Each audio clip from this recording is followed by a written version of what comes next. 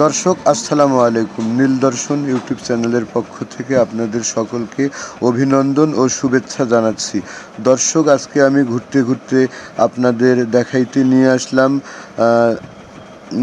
দিনাজপুর জেলার খানসামা উপজেলা, যেটি নীলফামারী জেলার সাথে সংযুক্ত, এবং খানসামা সদর উপজেলা পরিষদটি সুন্দর মনোরম পরিবেশে একটি মনোমুগ্ধকর উপজেলা পরিষদ, যেখানে একটি মনোমুগ্ধকর শিশু পার্ক সহ অফিসার কোয়ার্টার, একটি দিঘিসহ সুন্দর ছায়াশীতল পরিবেশে অবস্থিত।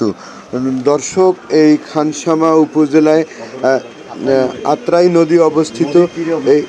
এই আত্রাই নদীটিতে একটি সুন্দর সেতু আছে।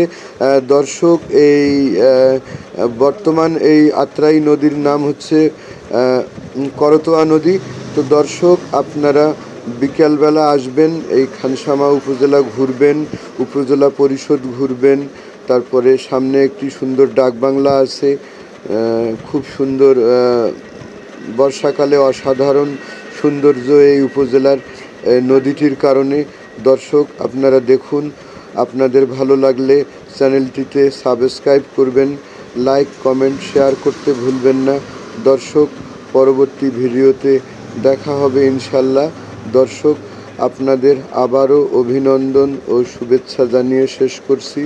দর্শক, আল্লাহ হাফেজ।